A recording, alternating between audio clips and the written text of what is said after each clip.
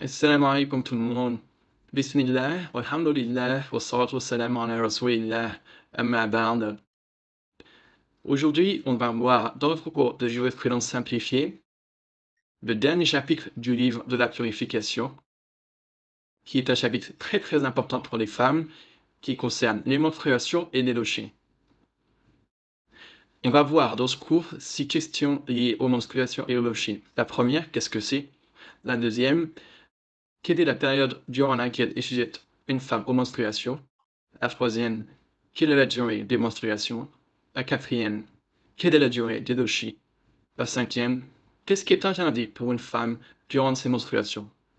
Ou les lochis? Et enfin, la sixième, on verra la question des microrragies. Tout d'abord, qu'est-ce que les menstruations? En langue arabe, le mot haïd signifie l'écoulement.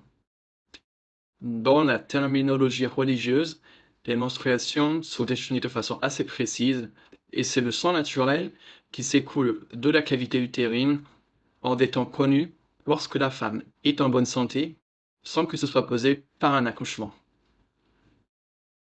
Les lochis, c'est l'écoulement sanguin qui est en rapport avec l'accouchement, qui apparaît juste avant et en général après.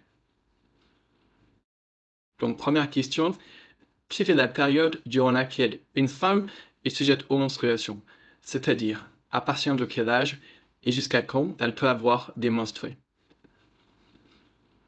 En général, il n'y a pas de menstruation avant 9 ans et il n'y en a plus après 50 ans.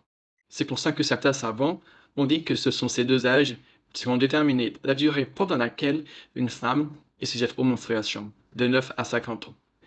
Ces chiffres, on les a également retrouvés dans certains hadiths qui ne sont pas très authentiques.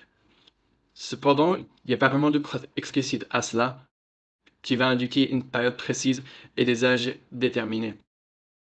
Par conséquent, on prendra en considération simplement la présence ou non de menstrues, que ce soit avant 9 ans ou après 50 ans. Et ça, c'est vraiment l'avis le plus juste à ce sujet, et c'est l'avis qui était soutenu par Cheikh el-Islam Ibn Taymiyyah. Cependant, sachez qu'en médecine moderne, avoir des menstruations avant 8 ans, c'est pathologique pour une petite fille, et la fille, avec ses parents ou ses responsables légaux, doivent consulter un médecin pour trouver une cause à cela. Maintenant, deuxième question, quelle est la durée commune des menstruations et est-ce qu'elles ont une durée minimale ou maximale? La durée commune, c'est 6 à 7 jours. C'est ce qu'on retrouve dans le hadith du prophète sallallahu alayhi wa sallam, dans lequel il a dit à Hamna bint Jahsh, reste 6 ou 7 jours en état de menstruation, puis fais les l'ablution, c'est-à-dire fais le ghusl, et prie pendant 23 ou 24 jours, tout comme les femmes qui ont des périodes de menstruation, les périodes de pureté. Ça veut dire que la durée commune, c'est 6 à 7 jours. Concernant les durées minimales ou maximales, l'avis plus juste, c'est qu'il n'y a pas de temps minimum ni de temps maximum. S'il y avait une durée minimale ou maximale, alors on en retrouverait dans les livres d'Allah, dans la Sunna. Par conséquent, à partir du moment où une femme voit le sang connu comme étant le sang des menstruations, alors elle est en état de menstruation jusqu'à ce que le sang s'arrête de couler. Et si le sang coule sans arrêt, sans interruption, ou alors qu'il ne s'arrête qu'un ou 2 mois, qu'un ou 2 jours par mois, dans ce cas, ce sang sera considéré comme une sang d'électroragie. Reste à savoir quels sont les signes par lesquels une femme peut savoir que ses menstruations sont terminées. Il y a 2 signes à cela. Le premier, c'est ce qu'on appelle le retour des pertes blanches. Et si elle n'en a pas, le deuxième signe, ce sera l'assèchement de l'endroit des menstruations. De sorte à ce que si la femme y pose un coton, il restera blanc sans aucune tache de sang. Si une de ces choses est constatée, alors la femme a retrouvé sa pureté et elle doit se purifier pour pouvoir prier. Et après ça, une fois qu'elle a retrouvé sa pureté, si par hasard après, elle observe des taches jaunes ou marron, elle n'en tient pas compte. Car ça, c'est venu dans un hadith de Umar Atiyah qui a dit qu'elle ne prenait pas en considération les taches jaunes ou marron après avoir retrouvé leur pureté. Troisième question maintenant, et qu'est-ce qui est interdit en cas de menstruation et de gaucher? La première chose qui est interdite, ce sont les rapports sexuels. La preuve à ça, c'est le verset de Sourate al-Baqarah dans lequel Allah a dit « Éloignez-vous des femmes à l'endroit des menstruations ». Le prophète sallallahu alayhi wa sallam a également dit « Faites toutes choses sauf le mariage ». Et cela, en fait, il a fait allusion au rapport intime à l'endroit des menstruations. L'homme a quand même le droit de toucher sa femme pendant cette période, mais il n'a pas le droit d'avoir des relations intimes. Une fois que la femme devient pure et qu'elle se purifie, donc qu'elle fait le ghusl, elle redonne la licite pour son mari. Mais il est vraiment très important de souligner qu'avant le ghusl, il ne lui est pas permis d'avoir de rapport sexuel. Deuxième chose interdite, c'est le divorce. Ça, c'est quelque chose que vraiment les gens négligent, ou alors ils sont ignorants à propos de ce fait. Il est interdit pour un homme de divorcer sa femme lorsqu'elle est en état de menstruation ou de logis. La preuve à ça, c'est le hadith d'Abdullah ibn Omar, qui avait divorcé sa femme pendant qu'elle avait ses menstruations. Le prophète sallallahu alayhi wa sallam a dit à Omar, donc le père d'Abdullah, ordonne-lui de ne reprendre. Ce divorce est interdit et contraire à la sunna. On appelle ça le divorce bid'ah, innovateur. Mais est-ce qu'il est valide? Il y a divergence. Certains ont dit que le divorce n'est pas valide, qu'il n'est pas compté. D'autres ont dit que le divorce est valide, il va compter comme un divorce. Troisième chose interdite à une femme qui a des menstruations ou des logis, c'est la prière. En effet, le prophète sallallahu alayhi wa sallam a dit à Fatima bint Abi Hubaysh, quand vient la menstruation, délaisse la prière. Autre chose interdite, c'est le jeûne. Dans un autre hadith, le prophète sallallahu alayhi wa sallam a dit, n'est-ce pas que lorsque l'une d'entre vous a ses menstruations, elle ne jeûne pas et ne prie pas? Et certaines questions vont se poser ici. La première, est-ce qu'une femme doit rattraper ses prières et son jeûne une fois qu'elle est purifiée? La réponse à ça, c'est que la femme, elle rattrape uniquement le jeûne, et d'ailleurs le jeûne obligatoire du mois de Ramadan, mais elle ne rattrape pas les prières. Par exemple, si elle a ses menstruations pendant 7 jours, elle n'a pas à rattraper 7 jours de prière. Autre question, lorsqu'une femme se purifie, quelle est la prière qu'elle doit faire? Si par exemple elle se purifie en endurance, est-ce qu'elle doit prier seulement l'Asr ou elle doit prier Dhuhr et Asr? De la même manière, si elle se purifie autour de l'heure de l'Aïcha, est-ce qu'elle doit prier seulement l'Aïcha ou alors elle doit prier l'Aïcha et le Maghrib qui était juste avant? Il y a divergence là-dessus, il y a deux avis. Certains vont dire que la femme ne doit prier que la prière présente. Par exemple, si elle se purifie après l'heure de Asr, elle ne priera que l'Asr. D'autres vont dire que la femme doit prier deux prières si ce sont des prières qui peuvent se regrouper. Je vais expliquer ce que ça veut dire. Les prières qui se regroupent par deux, c'est Dhuhr et Asr et Maghrib et Aïcha. Donc, selon cet avis, si une femme se purifie avant le coucher du soleil, elle n'a pas que l'Asr à prier, elle doit prier à la fois le Dhuhr et l'Asr. Et si elle se purifie avant le lever du soleil, elle doit prier le Maghrib et l'Aïcha. Leur argument, c'est que le temps de prière de l'une et celui de l'autre quand il y a des exceptions, comme par exemple lors du voyage. Quand on est en voyage, on regroupe Dhuhr et Asr lors du temps de l'un des deux, et on regroupe Maghrib et Aïcha lors du temps de l'un des deux. Donc le temps de l'un et le temps de l'autre. Autre question qui se pose, si une femme a eu ses menstruations, alors que le temps d'une prière était entré, mais elle n'a pas eu le temps de le prier. Par exemple, va entrer le temps de la prière des Dhuhr, la femme est pure, mais elle ne prie pas, et une heure après, par exemple, elle va avoir ses menstruations, elle n'a pas eu le temps de prier les Dhuhr. Dans ce cas, une fois qu'elle sera pure, est-ce qu'elle devra rattraper ou non cette prière? Les savants ont divergé.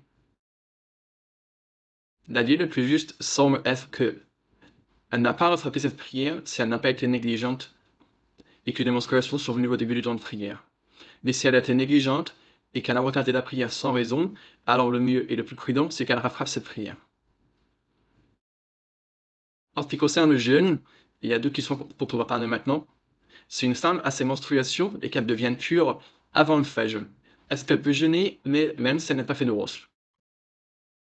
La réponse c'est oui, elle peut jeûner même si elle n'a pas encore fait le ghusl. Par exemple, une femme va se lever au moment de se suhoor pour manger, pour le jeûne, et qu'elle constate qu'elle a retrouvé sa pureté. Elle peut alors prendre son suhoor, manger, et ensuite faire le ghusl, même une fois que le fajr soit entré. Ce jeûne sera valide, Inch'Allah. Tout en sachant qu'elle doit bien sûr prier avant le lever du soleil. Donc, elle devra faire le ghusl assez rapidement après l'entrée du temps de la prière d'Al-Fajr. La deuxième question, c'est l'inverse. Si les menstrues viennent durant une journée de jeûne, qu'est-ce qu'elle doit faire? Alors immédiatement, le jeûne est automatiquement annulé et elle devra rattraper ce jour, même si les menstrues ne sont venues que quelques minutes avant le coucher du soleil. Autre chose qui est interdite, c'est le tawaf autour de la Kaaba. Le prophète sallallahu alayhi wa sallam a dit à Aïcha, radhiyallahu anha, alors qu'elle avait ses menstruations pendant le pèlerinage, fais tout ce que fait le pèlerin, sauf le tawaf autour de la maison, jusqu'à ce que tu sois pur. Les savants ont également mentionné l'interdiction de lire le Coran. C'est un avis qui a été rapporté par de nombreux compagnons et leurs successeurs et beaucoup de savants. Mais il y a quand même vraiment une grande divergence sur le sujet.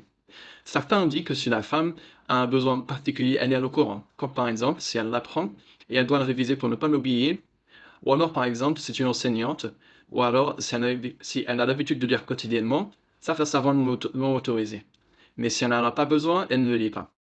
Et si elle veut vraiment faire de prudence et sortir de la divergence, elle peut lire le Coran à partir d'un support électronique, comme un téléphone ou une tablette. C'est l'avis du chef Ibn Usaymin notamment. Les savants ont également mentionné, comme chose interdite, le fait de toucher le mushaf. Et la divergence, et l'avis le plus juste, c'est que c'est interdit si c'est un contact direct. En effet, le verset d'Allah dit « On ne le touche que ceux qui sont purs ». Mais une femme peut le feuilleter de façon indirecte, par exemple si elle a des gants. Autre chose interdite, il y a une vue d'entrer dans la mosquée. Elle peut y entrer juste pour y passer s'il n'y a pas de qu'elle souille la mosquée. S'il y a un risque, elle n'a pas le droit d'y entrer ni même d'y passer. La preuve à ça, c'est deux hadiths. Le prophète sallallahu alayhi wa sallam a dit « Je n'autorise pas la mosquée pour celui qui est en état de janaba, donc en état d'impureté majeure, et à la femme en état de menstruation. » Un autre hadith rapporte que le prophète sallallahu alayhi wa sallam était dans la mosquée et il a voulu que Aïcha coiffe ses cheveux. Alors, il a rapproché sa tête d'elle pour ne pas qu'elle ait elle-même entre dans la mosquée. Quatrième question assez importante, qu'est-ce que ça implique pour une femme d'avoir ses menstruations? Tout d'abord, ça va impliquer le ghusl, donc le grand lavage, une fois que les menstruations sont finies. Elle ne pourra pas prier sans faire ce grand lavage. Le prophète sallallahu alayhi wa sallam a dit à une des compagnonnes, délaisse la prière les jours de tes menstruations, puis fais un ghusl, puis prie. Deuxième point extrêmement important, et ça concerne la jeune fille lorsqu'elle a ses menstruations. Il est important de savoir qu'une fois qu'une jeune fille a ses menstruations, elle devient pubère. Et si elle est pubère, ça veut dire qu'il va lui incomber tout ce qui incombe à la femme adulte, entre guillemets. Elle va en fait devenir responsable de ses actes. Donc, une fois pubère, elle doit se soumettre à l'ensemble des ordres prescrits pour la femme musulmane et s'écarter de tous les interdits, de la même manière qu'une femme adulte au sens contemporain occidental. Je viens de dire une femme adulte au sens contemporain occidental, car en islam, une fille est adulte dès qu'elle a ses menstruations, même si elle n'a que 9, 10 ou 11 ans, ou alors même si elle a 20 ans quand ses menstruations arrivent. Donc je répète, en islam, ce n'est pas l'âge qui détermine le statut d'un adulte, c'est la puberté. Homme ou femme d'ailleurs. Et la preuve à ça, c'est le prophète sallallahu alayhi wa sallam qui a dit Allah n'accepte pas la prière d'une femme en âge d'avoir des menstruations sans khimar.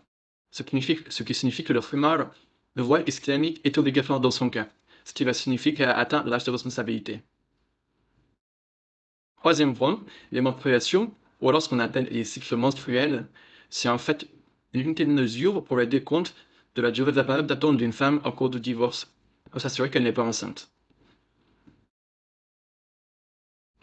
Quatrième point, très proche du précédent, il faut 3 cycles de menstruation pour infirmer une grossesse, ou alors dit autrement, pour affirmer qu'une femme en cours de divorce n'est pas enceinte. Le verset dit dans le Coran qu'une femme patiente 3 cycles. Cinquième question qu'on voit aujourd'hui, quelle est la durée des lochis? Donc, pour ce qui concerne les lochis, les savants ont dit qu'elles n'ont pas de durée minimale, car rien n'a été inventé à ce sujet. Par conséquent, c'est la présence du sang ou non qui sera prise en considération. Il se peut que les lochis durent que quelques jours. Bon, en ce qui concerne la durée maximale, c'est 40 jours. L'imam at-Tirmidhi, rahimahullah, a dit, les savants, parmi les compagnons du prophète sallallahu alayhi wa sallam, et ceux venus après eux, sont unanimes sur le fait que la femme, en état de louchi, délaisse sa prière 40 jours, sauf si elle voit qu'elle n'est plus avant ça. Elle fera un ordre des grandes ablutions et priera. On comprend donc que si le commande au sang cesse avant les 40 jours, la femme est pure et doit se purifier et prier. Mais si après 40 jours après l'accouchement, le sang ne cesse pas de coller, alors dans ce cas, elle fait quand même le ghusl, elle se purifie, elle prie, et elle pourra aussi jeûner, elle redeviendra lisible pour son mari. Elle devra cependant agir comme celle qui souffre de métrorragie jusqu'à ce que l'écoulement cesse. Et enfin, dernière question qu'on va voir aujourd'hui, c'est celle des métrorragies. Les métrorragies, c'est un écoulement de sang qui survient en dehors du temps des menstruations sous forme d'une hémorragie. Ça vient de la rupture d'un vaisseau sanguin dans l'utérus qui peut survenir lors de la période des règles ou en dehors. Le sang des métrorragies n'a pas le même jugement que le sang des menstruations. De même, il n'a pas les mêmes propriétés ni les mêmes caractéristiques. Ce sang de métrorragie n'empêche pas la femme de prier, ni de jeûner, ni n'interdit les relations intimes avec son mari. Car en fait, dans cette situation, la femme est quand même tuée. La preuve à ce sujet, c'est le hadith de Fatima bint Abi Hubaysh qui a dit au messager d'Allah: Je souffre de métrorragie et je ne deviens pas pur. Est-ce que je délaisse la prière? Le prophète sallallahu alayhi wa sallam lui a dit non, ce ne sont pas des menstruations. Lorsque les menstruations viennent, délaisse la prière. Et lorsqu'elle termine, fais des grandes ablutions, nettoie le sang et prie. Les savants ont dit qu'une fois sa période de menstruation terminée, la période prise en considération, elle devra faire le ghusl, nettoyer ses parties intimes, placer une protection et faire ses ablutions à l'entrée du temps de chaque prière. C'est ça qui est recommandé pour elle. Et en fait, une femme qui a des métrorragies, elle se retrouvera dans une des 4 situations suivantes. La première, c'est que la femme a un cycle connu, c'est-à-dire qu'elle a un cycle menstruel connu, dont elle connaît la durée et l'avenue avant de souffrir de métrorragie. Dans ce cas, si elle souffre de métrorragie, elle va se baser sur son cycle habituel. Donc, lorsque vient le moment de son cycle habituel, elle va délaisser la prière et le jeûne, elle sera considérée comme en étant en menstruation. Puis, une fois le cycle habituel terminé, elle fera ses grandes ablutions, reprendra la prière et agira normalement. Agira comme une femme qui a des menstruations. La preuve à ça, c'est le hadith dans lequel le prophète sallallahu alayhi wa sallam a dit à sa femme Habiba: cesse de prier le temps que tu retenais tes menstruations, puis fais des grandes ablutions et prie. Et en fait, quand il a dit le temps que tu retenais tes menstruations, ça veut dire avant que tu souffres de métrorragie. La deuxième situation, c'est une femme qui n'avait pas de cycle connu habituel, mais en fait, elle arrive à distinguer entre le sang de menstruation et le sang de métrorragie. Les savants ont en fait mentionné que le sang des menstruations est assez particulier. Il est foncé, épais et a une odeur particulière. Alors que le sang des métrorragies, c'est un sang qui est très rouge et liquide et qui n'a pas d'odeur. Donc dans cette situation, si la femme arrive à faire la distinction entre les deux sangs, elle va se lever de prier quand elle pensera avoir ses menstruations, puis quand c'est fini, elle fera les grandes ablutions et reprendra la prière quand elle regrettera le sang des métrorragies. La preuve à ça, c'est le hadith du prophète sallallahu alayhi wa sallam qui a dit à Fatima bint Abi Hubaysh: quand tu vois le sang des menstruations, celui qui est noir et reconnu, alors délaisse la prière. Si c'est l'autre sang, fais les ablutions et prie. Troisième situation, c'est une femme qui a un cycle connu et habituel, mais elle sait aussi faire la distinction entre le sang de menstruation et le sang de métrorragie. Dans ce cas, elle suit son cycle connu, pas la distinction. Ça, c'est la prépondérance chez les Hanbali. Même si elle peut faire la différence entre les deux, elle suit son cycle normal. Et enfin, dernière situation, c'est une femme qui n'a pas de cycle habituel, mais en plus, elle n'arrive pas à faire la distinction entre le sang des menstruations et le sang des métrorragies. Alors pour celle-ci, on dit qu'elle doit s'abstenir de crier pendant la durée commune du temps des menstruations, c'est-à-dire 6 ou 7 jours, qui est, comme on l'a dit précédemment, la durée commune des menstruations chez la majorité des femmes. Elle va donc s'abstenir de prier pendant 6 ou 7 jours, et après ça, elle fera le ghusl, puis reprendra la prière, et se considérera comme en état de pureté. Et tout le sang qui viendra après, elle va le considérer comme du sang de métrorragie. La preuve à ça, c'est le hadith du prophète sallallahu alayhi wa sallam qui a dit à Hamdan bint Jahsh: c'est le diable qui fait remuer ce sang. Reste 6 ou 7 jours en état de menstruation, puis fait des grandes ablutions et prie durant 23 ou 24 jours, tout comme les femmes par période de menstruation et de pureté. Si possible, la femme suivra la durée des cycles des femmes de sa propre famille, comme sa mère ou ses sœurs, pour être au plus près de la durée qui serait la plus juste pour elle. Sinon, si elle ne sait pas, elle compte 6 ou 7 jours comme dans le hadith. Pour la fin de l'Aïe Rabbil Alamin, on a fini ce chapitre et par là même, on a fini le livre de la purification. Dans le prochain cours, Inch'Allah, on commencera le livre de la prière. Barakallahu li wa lakum. Assalamu alaikum wa rahmatullahi wa barakatuh.